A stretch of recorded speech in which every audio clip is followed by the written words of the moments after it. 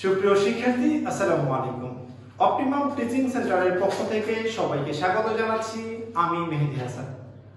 গত ক্লাসে আমরা শিখেছিলাম এইচএসসির আইসিটির 3.1 এর নাম্বার সিস্টেম। আজকে আমরা শিখব সংখ্যা পদ্ধতির বিভিন্ন রূপান্তর। চলুন শুরু করি। বাইনারি থেকে ডেসিমাল, অক্টাল থেকে ডেসিমাল, হেক্সা থেকে ডেসিমাল, এটি হচ্ছে গুণ বা পাওয়ার পদ্ধতি। গুণ পদ্ধতির সময় যে পদ্ধতি থেকে যাব সেই পদ্ধতির বেজের উপরে পাওয়ার দেব। আমি এখানে অক্টাল এবং ডেসিমাল সংখ্যা পদ্ধতিতে রূপান্তর করতে চাই। যদি আমি একটা অক্টাল সংখ্যা লিখি 6 7 4, এটা একটা অক্টাল সংখ্যা পদ্ধতি। এখান থেকে যদি আমি ডেসিমালে যেতে চাই তাহলে অক্টাল সংখ্যা পদ্ধতির বেজ 8 এর উপরে পাওয়ার দিতে হবে। আমরা লেখার সময় এভাবে লিখব এবং পাওয়ার দেওয়ার সময় এভাবে দেব। তো আমাদের প্রথম অঙ্কটা হচ্ছে 6 গুণন 8 যোগ 7 গুণন 8 যোগ 4 গুণন 8।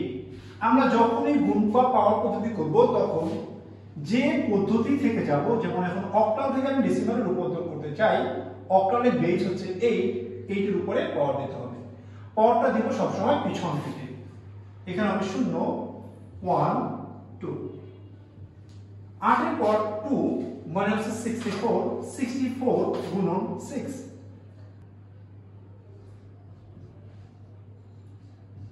যোগ 8 এর পর 1 মানে 7 আর 56 56 যোগ 8 এর পর 0 মানে হচ্ছে 1, 1 গুণন 4 ইকুয়াল টু 4।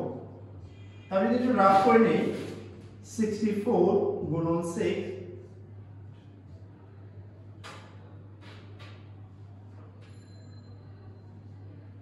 তো আমি এখানে লিখতে পারি 384 যোগ 56 যোগ 4 ইকুয়াল টু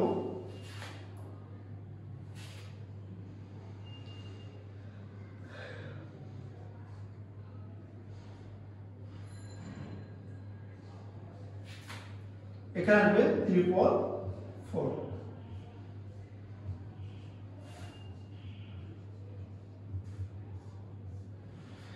আশা করি সবাই বুঝতে পেরেছি। ধন্যবাদ।